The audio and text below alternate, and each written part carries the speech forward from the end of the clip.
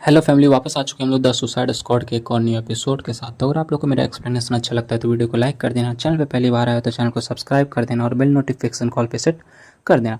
तो last episode में हमने देखा था कि जवान से जो होता है वो सोल किंग बोलता है कि ओके ठीक है, मैं तुम्हारी बात सुनूंगा और मैं उम्मीद करूंगा कि जो तुम मुझे बताने वाले हो या फिर जो भी तुम डील मेरे सामने रखने वाले हो वो इतना वैल्यूएबल हो कि मैं तुम्हारी जान बच दूं। क्योंकि अगर ऐसा नहीं हुआ तो तुम यहाँ से जिंदा वापस नहीं जाने वाले हो, मैं यहाँ पे तुम्हें मार दूंगा। इस बार जवान जो होता है सोल किंग से बोलता है कि मुझे उस प्रॉमिस के बारे में पता है जो कि तुमने और मुल्लक ने 900 साल पहले किया था। बोलता है कि तुम्हें उस प्रॉमिस के बारे में कैसे पता है। ये बोलता है कि मैं जवान जो होता है बोलता है कि मैं जानता हूँ उस प्रॉमिस के बारे में और वो प्रॉमिस जो है मैं आप पूरा करने वाला हूँ। बोलता है कि तुम्हें पता भी है उसका मतलब क्या है। जवान बोलता है हाँ मुझे उसका मतलब पता है, सोल किंग कैटास्ट्रॉफ। साथ ही वो उसे बताता है कि बोलता है कि मैं तुम्हें उस एबिस के एंड तक ले जाऊंगा जहाँ पे तुम्हें वो बिग ब्रदर मिलेगा। मतलब वो जो एबिस का एंड है, एबिस का रास्ता है, उसके एंड में वो बिग ब्रदर मिलेगा जिसको कि इन लोग greatest God of all God कहते हैं। साथ ही में फैक्ट्री के बाहर का सीन दिखाते हैं, जितने भी वहाँ पे बंदे होते हैं वो लोग बैठे हुए होते हैं और फाइनली सिरविन जो होते हैं आंखें खोलने लगती है। तो कैप्टन जो होता है, जो जनरल होता है, बोलता है कि वो सिरविन फाइनली तुम जाग गए, तुम यहाँ पे काफ़ी लंबे समय से सोई हुई थी। बोलती कि मैं आखिर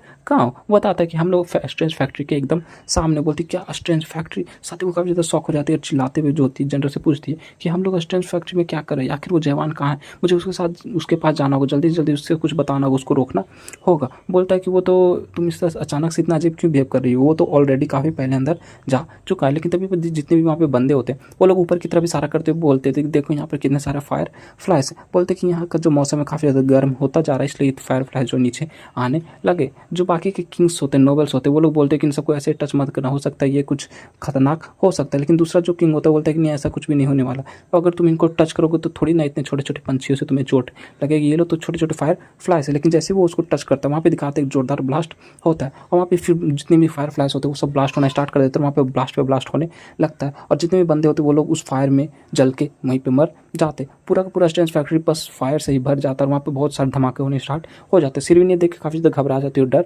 जाती है कि जितने भी बंदे होते हैं वो लोग आधा से ज़्यादा जो वहाँ पे बंदे आए होते हैं, वॉरियर्स होते हैं, वो सब के सब मरना स्टार्ट कर देते, चिल्लाना चीखना स्टार्ट कर देते। फाइनली वहाँ पे उस बंदे की एंट्री होती है जिसने ये सब किया हुआ होता है। सारे बंदे बोलते हैं कि यहाँ पे देखो, क्या ये वही तो नहीं जो हम सोच रहे हैं, वही तो नहीं, ये सब के सब तो मोनार्च है। वहाँ पे दिखाते हैं फाइनली जितने भी मोनार्क होते हैं बहुत सारे वो एंट्री ले लेते हैं और इन सब का हेड होता है वो सैम्यूंग हुन। सैम्यूंग हुन वहाँ पे आ जाता है और जितने भी बंदे होते हैं वो लोग चिल्ला रहे होते हैं कि आखिर ये लोग यहाँ पे क्या कर रहा है, आखिर ये लोग यहाँ पे क्या कर रहा है। जितने भी मोनार्च होते हैं वो लोग नीचे की तरफ जमीन पे उतर जाते हैं हवा से और बोलते हैं कि जल्दी से फोर्ट्रेस मास्टर, गॉर्जन के फोर्ट्रेस मास्टर बाहर आ जाओ, हमने तुमसे मिलना है, हमें तुमने बुलाया था ना, तुमने जैसा कहा था हम लोग वैसा ही करके आए, हम लोग तुमसे वॉर वानी की फाइट करने आए। तुमने कहा था ना कि अगर हम लोग के अंदर हिम्मत है तुम मर के यानी अपनी जान गंवा के केओस में आ जाओ। तो फाइनली हम लोग तुम्हारे सामने आ चुके हैं। जितने भी किंग्स होते हैं वो लोग तैयार हो जाते हैं फाइट करने के लिए। सेमिंग उन होता है जितने भी मोनार्च होता है उन सबको ऑर्डर देता है कि यहाँ पे जितने भी सेकंड स्टेज से ऊपर के अडेप्टर उन सबको छोड़ दो, बाकी सबको मार डालो। सारे बंदे जो होते हैं जितने भी अडेप्टर फर्स्ट लेवल के होते हैं उन सबको मारना स्टार्ट कर देते हैं और उन लोग को जला के राख कर देते हैं। वहाँ पे एक और जो मोनार्च होता है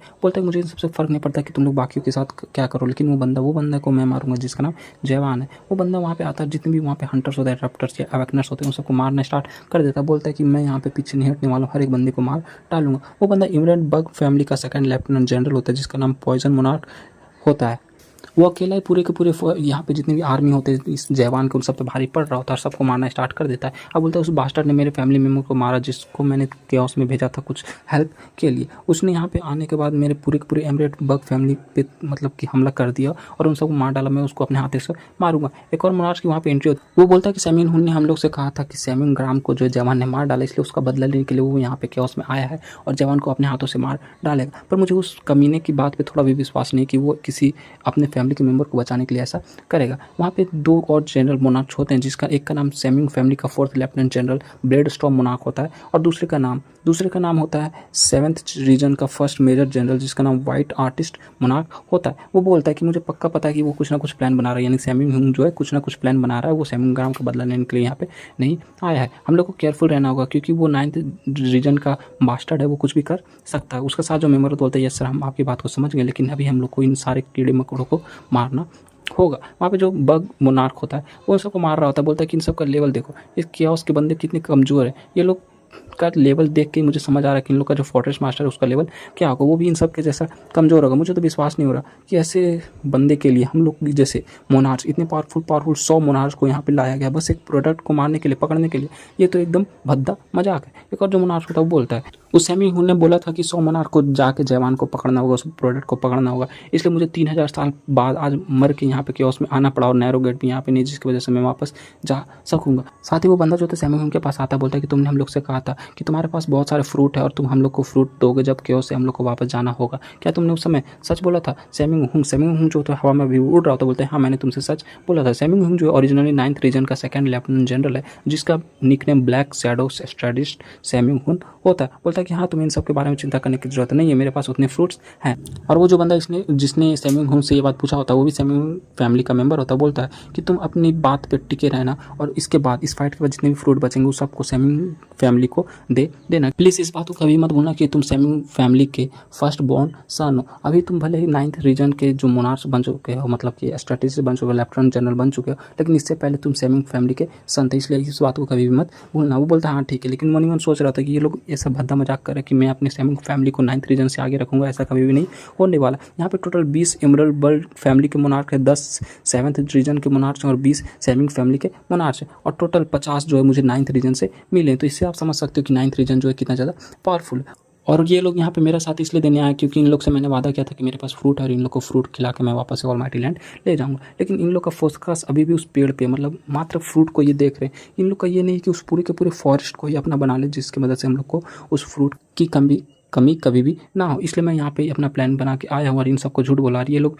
मेरे इस झांसे में फंस चुके हैं कि मेरे पास अभी बहुत सारे फ्रूट है। मैंने इन सब को ये कहा था कि मैं भी उन लोग के साथ पर्सनली यहाँ पे मर के आऊँगा, और इसलिए इन लोगों को लगा कि मैं खुद के साथ ऐसा नाइंसाफ़ी नहीं कर सकता, इसलिए इन लोगों ने मेरे साथ देने का प्रॉमिस किया था। मुझे इन सब के लिए काफ़ी ज़्यादा बुरा लग रहा है कि मेरे झूठ को भी इन लोगों ने सच मान डाला। पर तुम लोग को ज़्यादा अपसेट होने की ज़रूरत नहीं है। झूठ तब होता है जब उससे मतलब पूरा ना किया जाए। मैं इन लोग को वापस ऑलमाइटी लैंड लेके चला जाऊँगा। साथ ही सैमी हुन जो होता है अपना प्लान आगे बताता है कि फ्रूट को ऑब्टेन करने के लिए एबिस का जो लास्ट पोजीशन है वही एक रास्ता नहीं है, मतलब एबिस के लास्ट में वो फ्रूट है का पेड़ है जहाँ पे वो फ्रूट मिलता है वापस से जिंदा होने का, वो एक लौता रास्ता नहीं है। वहाँ पे जो एबिस में टॉप 7 का हाईएस्ट रैंक है जो गॉड है, वो लोग एबिस में मेनली रूल करते हैं और उन लोग के पास फ्रूट काफ़ी ज़्यादा मात्रा में होता है। उन लोग के पास फ्रूट के अलग अलग अपने अपने पेड़ होते हैं। अगर हम लोग उन सब के साथ जाके कोई डील कर लें तो वो 7 ग्रेट गॉड जो हम लोग की हेल्प करेंगे और हम लोग को फ्रूट मिल जाएगा और हम लोग वापस से ऑलमाइटी लैंड चले जाएंगे।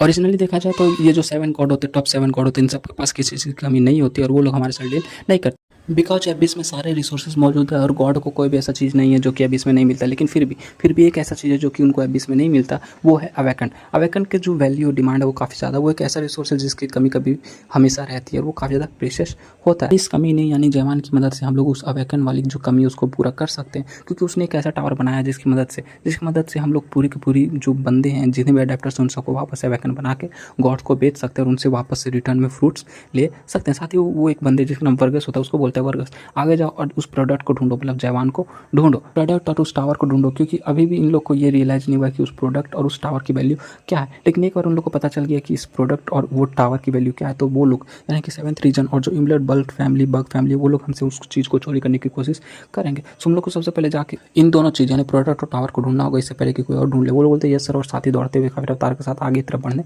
लगते हैं। सैमी हुन अभी आसमान में उड़ रहा था और हंस रहा था कि वो टावर जो कि इस केओस को प्रोटेक्ट करने के लिए बना था, वो फाइनली इस केओस को डिस्ट्रॉय होने का रीज़न बनने वाला है। और वो अपना आगे का प्लान हम लोग एक्सप्लेन करता है कि उस टावर की मदद से वो बहुत सारे जो अवेकन है उन सबको बनाएगा। उस जितने भी बंदे उसके पास ज़्यादा अवेकनर्स होंगे उतने ज़्यादा उनका सबके पास फ्रूट होगा जो कि गॉड ऑफ एबिस के पास होगा। इस डील से उनका सबसे ज़्यादा फायदा होने वाला, क्योंकि जितने भी फ्रूट का मोनोपोलाइजेशन होगा, जितने भी फ्रूट होंगे उन सारे 9th रीजन के पास आ जाएंगे और एक जगह जमा हो जाएंगे। और उन सबसे 9th रीजन जो एक न्यू रिजर्वेशन पैलेस बन जाएगा जहाँ पे बंदे जो होते हैं मरने के बाद वापस से जिंदा होते हैं। ऑलमाइटी लैंड में जो मरता है वो फ्रूट खा के वापस से जहाँ जिंदा होता है उसको रिजर्वेशन पैलेस कहते हैं, और वो रिजर्वेशन पैलेस फिर 9th रीजन में हो जाएगा। और जिसकी वजह से जितने भी लॉर्ड है मोनार्च है वो सबको 9th रीजन के अंदर आना होगा, क्योंकि 9th रीजन एक लौता ऐसा प्लेस होगा जहाँ पे वो लोग वापस से जिंदा हो सकते हैं। क्योंकि 9th रीजन एक लौता ऐसा रीजन होगा जहाँ के मोनार्च और जनरल्स को मौत का डर नहीं होगा, क्योंकि वो लोग वापस से फ्रूट खा के जिंदा हो सकते हैं और दूसरे रीजन के बंदे वापस से जिंदा नहीं हो सकते। और उसके बाद जितने भी मोनार्च हमारे इनेमी वो सब हमारे अंडर सरेंडर कर देंगे और हमारे पास आके हमारे से मदद की भीख मांगेंगे